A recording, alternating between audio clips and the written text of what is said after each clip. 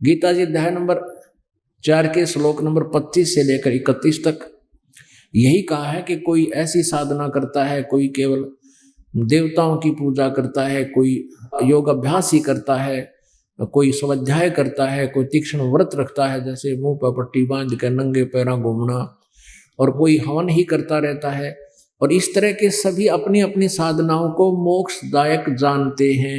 इसलिए गीता जी अध्याय नंबर 4 के श्लोक नंबर 32 में कहा कि इस प्रकार के जो मैंने 24 गीता अध्याय नंबर 4 के श्लोक नंबर 25 से 31 तक जो जानकारी दी है यज्ञों की यानी धार्मिक अनुष्ठानों की, इस प्रकार के अनेक प्रकार के धार्मिक यज्ञ यानी अनुष्ठानों की जानकारी चौथे अध्याय के 32वें श्लोक में बता रहे हैं।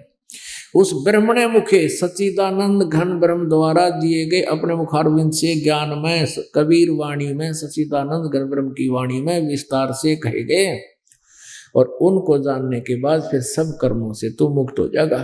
और चौथे अध्याय के 33 में ये कहा है कि दर्व यज्ञ से ज्ञान यज्ञ श्रेष्ठ है।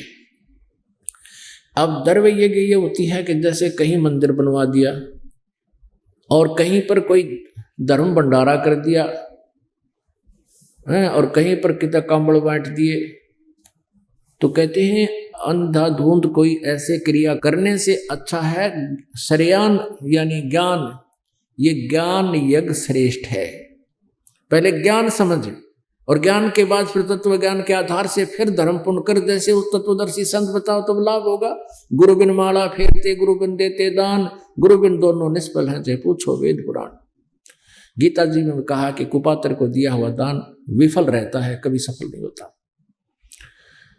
तो गीता जी अध्याय नंबर 4 के श्लोक नंबर 34 में कहा कि उस ज्ञान को चौथे अध्याय के जो 32वें श्लोक में जिस सच्चिदानंद घन ब्रह्म ने जानकारी दी है उसकी न अपनी मुखारविंद से उस ज्ञान को तत्वदर्शी संतों से समझो।